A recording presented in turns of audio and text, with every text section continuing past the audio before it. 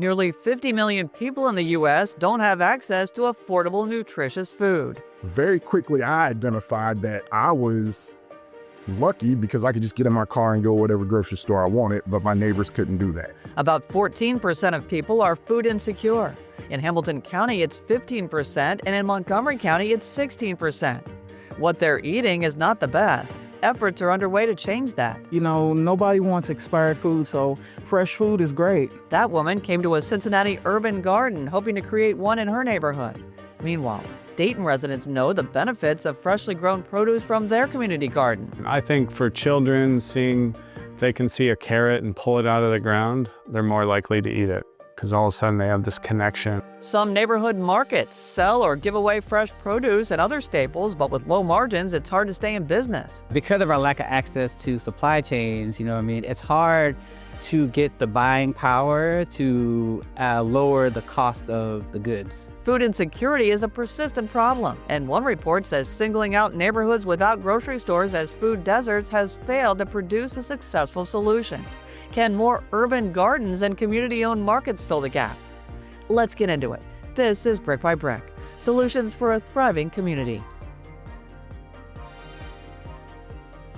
Brick by Brick is made possible thanks to leading support from Greater Cincinnati Foundation, AES Foundation, and George and Margaret McLean Foundation, with additional major support from Lori Johnston, the Robert and Adele Schiff Family Foundation, Murray and Agnes Seasongood Good Government Foundation, and more. Thank you. Hello and welcome to Brick by Brick, where we're highlighting solutions for a thriving community in Southwest Ohio. I'm your host, Ann Thompson, and this is Season 2, where we're covering solutions not only for housing, but also health and the environment. Food insecurity is an official term from the United States Department of Agriculture. The USDA says it's the limited or uncertain availability of nutritionally adequate and safe foods. In Hamilton County, nearly 124,000 people face food insecurity. That's 15% of residents. And in Montgomery County, it's 16%, or 85,000. Some rural counties are even higher, and the numbers continue to grow, according to Brookings Institute senior fellow Adie Tomer, who studied them. Food insecurity is widely prevalent in the United States. It impacts every single community we live in, whether the smallest town to the biggest cities and metropolitan areas. Roughly 13% of U.S. households are food insecure in some way. The latest Map the Meal Gap report says food insecurity is most prevalent in the South and among the Black or Latino population is higher than whites in 9 out of 10 counties with available estimates. It's estimated seniors will make up about 104 million people by 2050, and if projections hold, 9 million of them would be experiencing food insecurity. Many food insecure people live in food deserts, areas which have limited access to affordable and healthy options. In Cincinnati, that generally takes in Avondale, North Fairmount, over the Rhine and Walnut Hills. In Dayton, it's West Dayton, taking in Westwood, Pineview, Lakeview, and others. Adie Tomer says it's clear there are fewer food outlets in low-income neighborhoods where people of color live. There are deep structural questions about why that exists, but the facts on the ground are clear about which kind of neighborhoods do not have the same benefits of immediate fresh food access within their neighborhoods. Despite these hardships, there are efforts to get people the nutritious food they need, but it can be expensive. Consider this. The average cost of a meal in the U.S. is $3.58, according to 2023 data. In Hamilton County, it's 10 cents more, and in Montgomery County, it's 8 cents less. Feeding America says hunger and health are deeply connected. More than half the households the organization serves have one member living with high blood pressure, and a third have a family member with diabetes. So, you can see how the ability to eat healthy is important to everyone, not just to those who can afford it. We want to recognize that there are a number of things that can help decrease food insecurity. Among them, the federal government's SNAP benefits, Supplemental Nutrition Assistance Program, and WIC, or Women, Infants, and Children Special Supplemental Nutrition Program. Low-income families desperately need this additional grocery money, and they worry some of that aid might be cut off. Beyond that, there are a number of solutions to food insecurity. Food banks, pantries, and food rescue are doing the lion's share of the work to keep people fed. We will focus on those in a future episode. Right now, we're zeroing in on urban gardens and community markets. Many communities don't have a full-service grocery store, and residents are stuck buying ultra-processed food at neighborhood markets because they can't travel to a Kroger, Walmart, Meiser, or another store. How do you make sure they have access to healthy, affordable options? Brick by Brick's Harnsegair Jr. reports on two efforts where they can.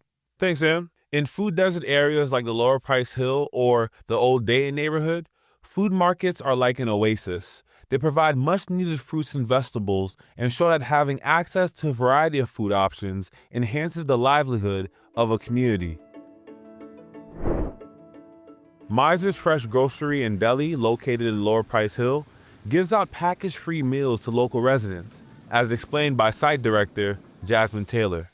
Every Tuesday at 6 p.m., we create a meal, whether it be from the free products that we receive or free produce that we receive. We make sure every Tuesday everybody has a hot meal throughout this Lower Price Hill community. Run by the Cincinnati nonprofit called Your Store of the Queen City, Meiser offers 50 to 100 of these free community meals on Tuesdays to help residents in need. We also have husbands that come in and their wives might not be able to cook because they're experiencing some type of illness. And sometimes these kids haven't ate all day. So this is one of the biggest contributions to the community from Meiser's, in my opinion. Also offering a big contribution to their community is Gem City Market in the Old Dayton neighborhood. This market operates as a co-op, which is a grocery store owned by the folks in the area. This allows Gem City to not only serve the community, but allows the community to be a major part of that service. To me, cooperation is a moral force for human development.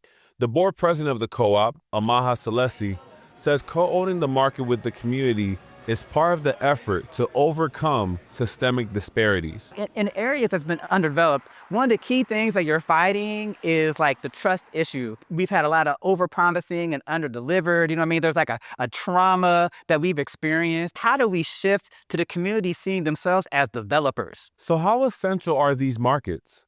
Jasmine described it as a lifeline. If they need medication, even if we don't have it on hand, we will order it for them because we understand in certain situations they're not able to get it. These areas experiencing food insecurity are often in low-income communities. So I wonder, how do you guys sustain the business of the store? Yeah, I think that is the challenge, right? Because of our lack of access to supply chains, it's hard to get the buying power to lower the cost of the goods. To help income-stricken customers, the Meiser store has a section that offers free produce and free packaged meals, which account for 40 to 50% of their inventory. But the market themselves need help as well. We are currently looking for as many donations and grants as possible. We are about roughly off 20 to 30,000 for what we're trying to obtain for our whole year. And Gem City currently services 2,400 patrons a week, making about $50,000 a week in sales. But that doesn't meet their weekly goals. I think we're sustainable between like 65 and 70,000 a week. And it's doable. Like we've been there before, but we haven't sustained it. And with the passing of the Trump administration's reconciliation bill, these markets may face more hurdles, with potential cuts to programs like the Supplemental Nutrition Assistance Program, also known as SNAP, which account for 25% of transactions with Gem City and 35 to 45% of transactions with Meiser. Any reduction to these federal benefits could greatly impact the market's sustainability and the most vulnerable patrons. The workers at these markets see the need firsthand, including Gem City Community Coordinator Jalissa Robinson. This building right across the street, there are a lot of seniors in that building who are able to easily get over here and get access to fresh foods. There are a lot more healthy options here at Gem City Market versus the corner stores or the gas station, and that's all that we have for a long time. And Almira Darden, store administrator at Meiser, reminds us that anyone could become food insecure.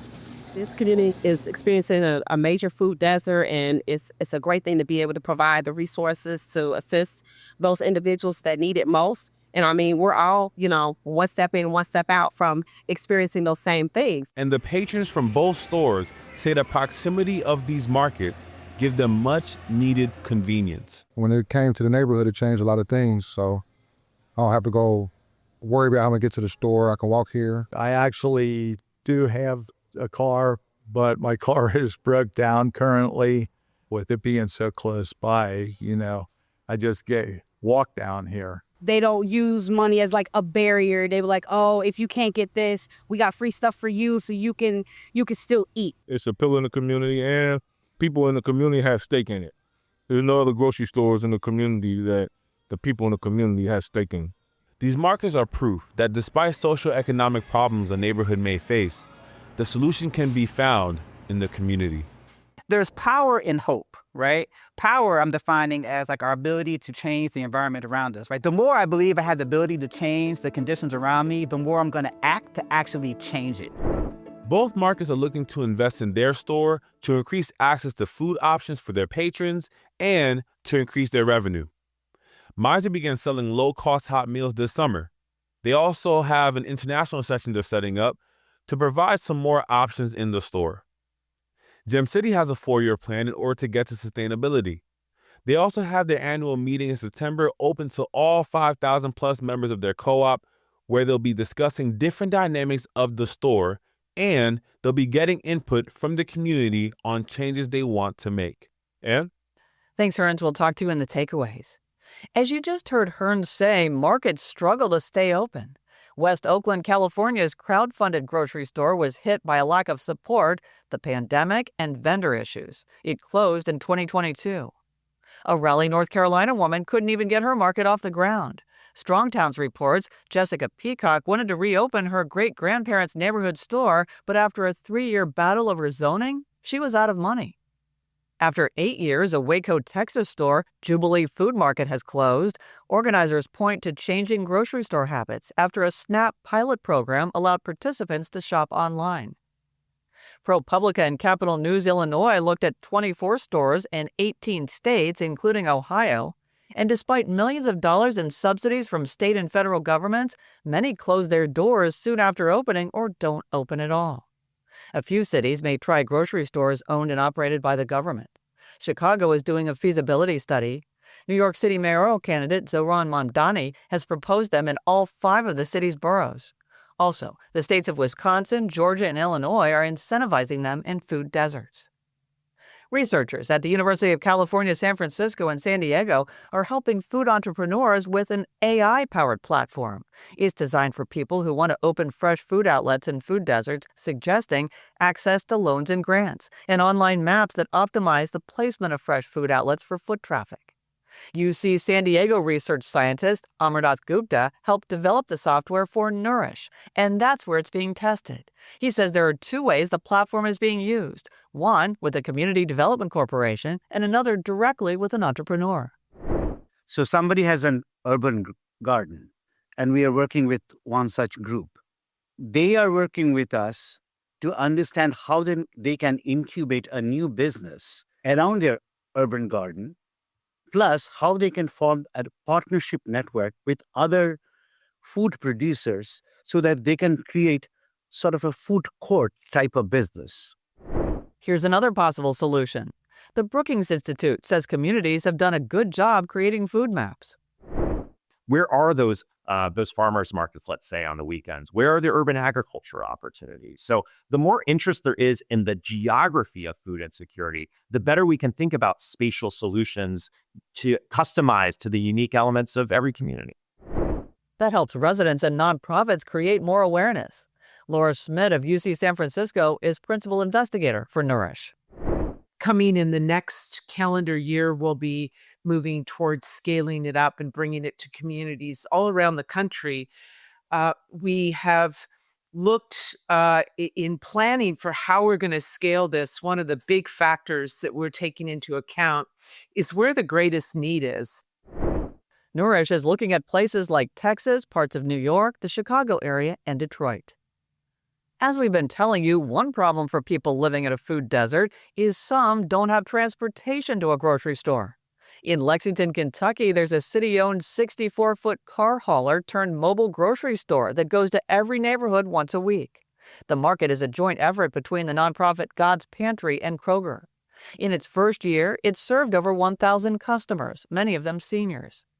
Lexington is looking for ways to expand it, and it is answering questions from other cities who want to start a similar effort, like Cincinnati. Cincinnati already has a mobile market on a much smaller scale.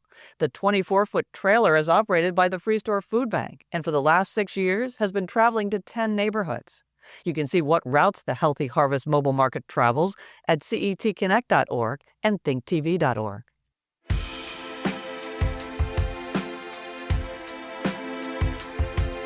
Coming up on Brick by Brick, a hands-on approach to getting food. So I went outside, picked some kale and some cabbage and some mustard greens, sauteed them up with some onions that I got from the community garden, and it was an amazing side dish. And how the organizer of one urban garden is already thinking ahead to extending the life of vegetables up to 25 years. Brick by Brick is made possible thanks to the generous support of so many, including Diane and Dave Moshe, P&G, the Camden Foundation, the Stephen H. Wilder Foundation, TJ and Susie Ackerman, Patty and Fred Heldman, a donation in memory of Frank and Margaret Linhart, and more. Thank you. We couldn't do this work without you.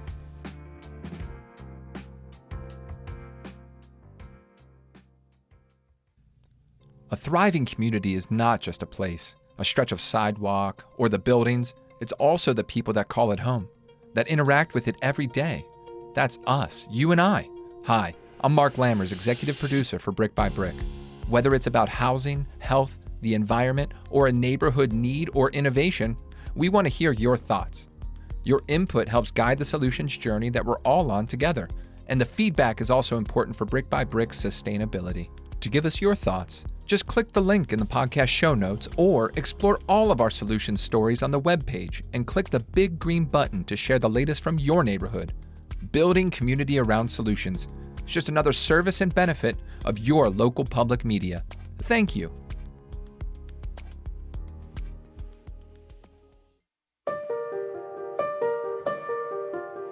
Welcome back to Brick by Brick. Studies show urban gardens can have a positive impact. For one, the food is healthier because it's straight from the garden and not processed. And two, urban gardens also support the economy and help protect the environment.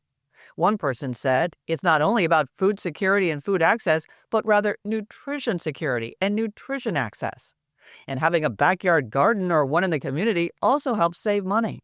A 2016 report from the University of California and Santa Clara University found gardeners not only consumed more vegetables by growing their own food, but saved on average $92 a month from a backyard garden and $84 a month when growing vegetables at a community garden. And, as Brick by Brick's Emiko Moore reports, it's not only about eating healthy food, but also the neighborhood connection and feeling of participation for those growing it. Amid rows of garden vegetables and fruit trees, residents of Dayton Twin Towers neighborhood gathered on a clear summer evening to enjoy the annual summer potluck hosted by the Mission of Mary Cooperative, also known as MMC. Michael Schulz, the co-founder and executive director, has lived in the southeast Dayton neighborhood for the last 17 years, working to build relationships as well as local gardens full of nutrient-dense produce for the neighborhood. We try to throw events like that to build community.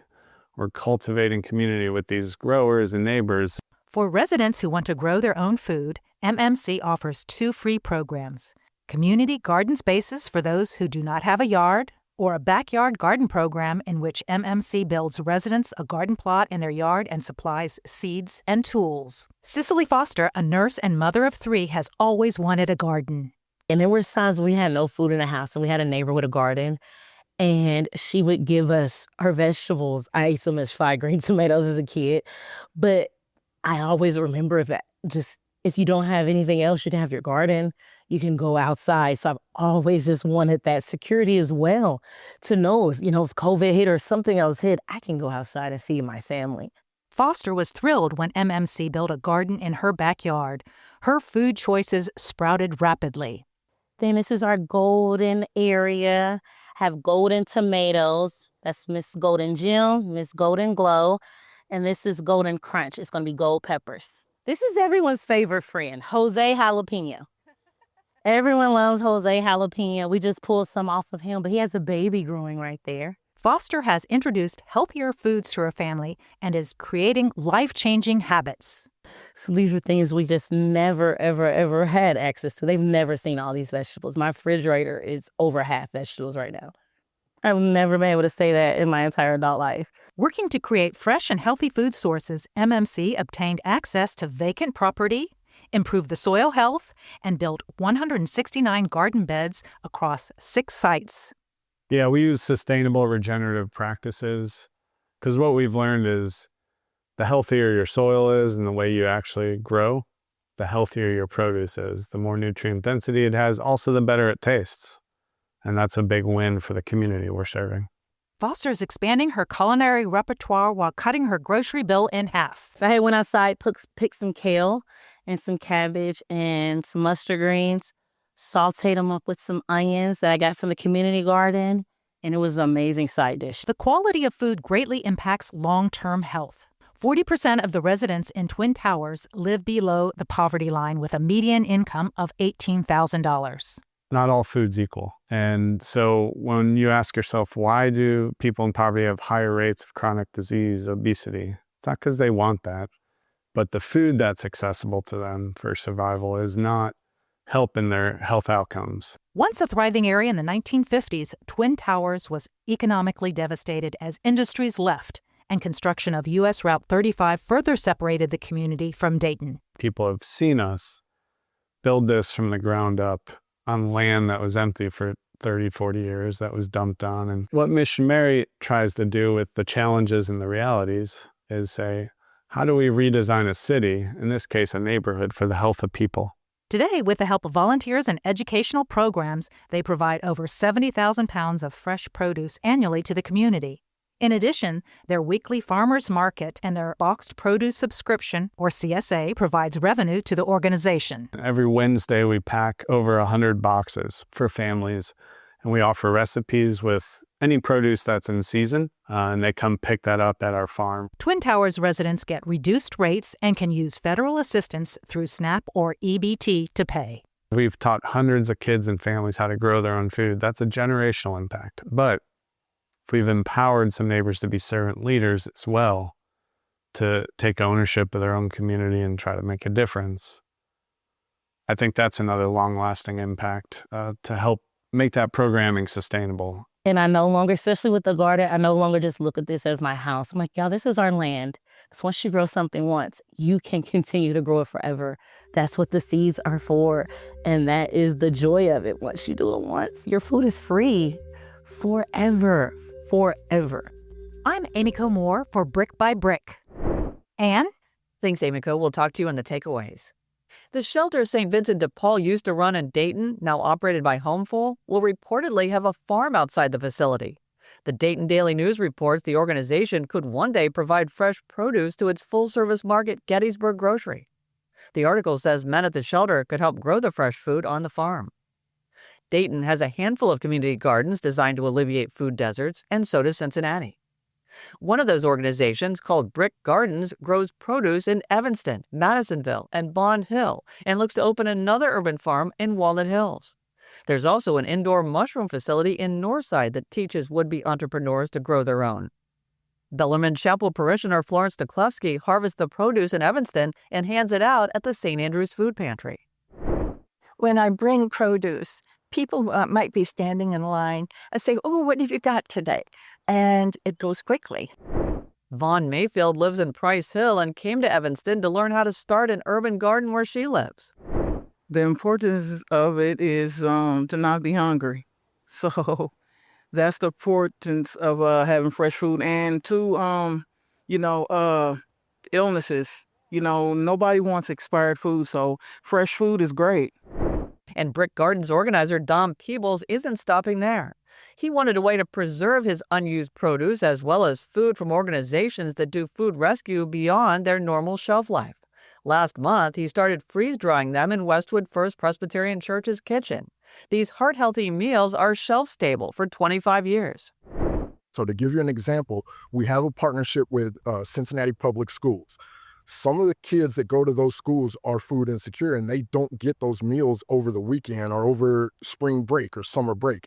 So we can freeze dry these soups and stews that come from the soup. We can repackage them into little packs that don't need refrigeration. He says that a child can come to the office, grab a couple of those packs and put it in his or her backpack without anyone knowing, go home and add hot water. So we think that that project can definitely help in Cincinnati by supporting the food rescue missions that are already going. But then we want to show other cities in the U.S. how we can take food that's already been made and extend the shelf life to provide it to people that actually need it. We'll follow his effort down the road to find out the impact. And we're also interested in another initiative. The Ohio Aerospace Institute, with a grant from the U.S. Department of Commerce, will establish urban farms using drones and data to improve yields and serve people in food deserts. As more people ask for community grocery stores and urban gardens, we want to look at the limitations. Federal and state subsidies don't seem to be working. Why? As we mentioned, it's difficult finding a suitable location, and they have limited access to capital. In 2018, Illinois highlighted the opening of 6 grocery stores that had received startup funds, and 4 of them have closed. Customers say the prices are too high, and they need to be able to shop in bulk. But those small markets can't compete with the prices of the big grocery stores. And the government isn't helping regulate competition. Only 4 grocery chains capture a third of U.S. food sales, according to a 2023 USDA report. Here's something else. There is research that shows people don't choose where they buy food based on what is closest to them. Adie Tomer brought this up in our interview. It's been a real eye-opener for me, and there's actually a whole cadre of scholars that are also kind of picking up on these trends. And why this matters is everyone's in it for the right reasons to address food insecurity, right? We're trying to make people healthier, and trying new solutions is a beautiful part of American governance, our civic community, right? But we also need to have our eyes open when we're trying solutions that aren't making a difference. Limitations for urban gardens come down to available land. Brick Gardens' Domonique Peebles does 10-year leases and finds universities and churches always have plenty of land. It's also important to have volunteers and buy-in from the community so the gardens can scale. And as we know, in many instances, these responses to food insecurity act in tandem to other activities in our cities, such as food pantries and rescues. As we shared earlier, we'll be looking at those responses later in Season 2.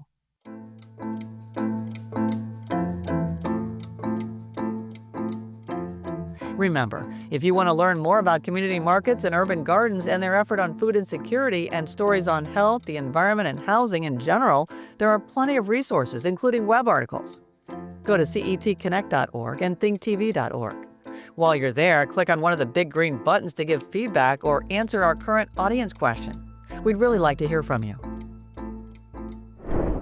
We welcome back to the microphone Hernsley Gare Jr. Hello. And Emiko Moore. Hello. And it's time for takeaways, one of our favorite parts of the episode.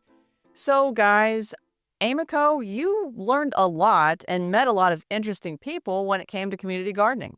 Yes, one of the things I really noticed was the community building aspect of it. 2 of the women that I talked to, Dawn and Ernestine, met each other at the community gardens because their garden plots were right next to each other. So every day as they were going to water their vegetables, they would get to know each other and talk, and over time would share garden tips and recipes and even produce with each other. And that's something that I would see. It really does help build a lot of social connections, which is really important, especially as you age. I like that aspect to community gardening. And then when I went to Brick Gardens, which is on the campus of Xavier University, I heard from the founder how people participating in the community gardens would compete and they would try to outdo each other in terms of like, hey, I have the most tomatoes or I have the most squash. And they would, plant marigolds around to keep things out and chicken wire and tennis balls. And so, there's a little friendly competition going on. That sounds cool. Well, it is. And what's really nice is that kind of competition really benefits the community because they're probably growing a lot more vegetables for everyone. Yeah, to get to the food bank. Well, the other part of this podcast was talking about markets, and that was you, Herns. And I know there's a lot of challenges to that, but there's also solutions, and they're thinking ahead. Yeah, Gem City, they have a 4-year plan that I told you guys about during the package. And one thing I find interesting is that on top of having fundraising goals, some philanthropic goals each year for these next 4 years, they also have an investment that they're making to the community, from personnel to projects. And I'll explain just a few. Like, they hired a new community-rooted general manager who is focusing solely on like store conditions and pricing. They have a community engagement manager to strengthen stakeholder engagement in order to make sure that they're getting like the items that the patrons want. So I think this is kind of like, emblematic of our takeaway, that there is a lot of power in the community and a lot of solutions within the community themselves. I feel like, they are dealing with so much, socioeconomic issues, but they're finding strength together. All right, well said. Well, stay tuned for another episode down the road dealing with food insecurity, where we focus on food banks and also food rescue. Thanks, guys. Thank you. No problem. Coming up on the next episode of Brick by Brick, residential solar. With changes to the federal tax code, is it still worth the cost? It's not as if, the clock strikes midnight, and if you haven't installed it and interconnected it to your utility, you don't qualify. It's not quite that simple, right? Actually, there are third-party leasing companies. Think about this as like a auto car lease. As electricity costs surge, we explore residential solar on the next Brick by Brick. That's our show. We'd like to know what you think about the podcast. Please rate and review it so it's easier to find.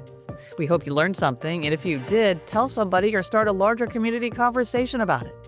For Amiko Moore and Herzliger Jr., I'm Ann Thompson. We'll be back soon with more solutions. Take care. Our show is produced, hosted, and edited by me, Ann Thompson, with reporting and story editing from Herzliger Jr. and Amiko Moore. Our executive producer is Mark Lammers.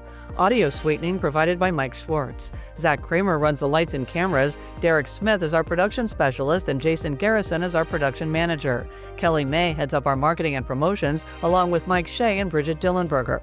Alyssa Stephenson handles the website, and Steve Wright and Josh Lusby are our designers. Bill Dean and Andreas Kruja are the engineers for the show, and our chief content officer is Colin Shenamblo. Our music is from Universal Production Music. Brick by Brick, Solutions for a Thriving Community is a production of CET and Think TV, Southwest Ohio PBS member stations.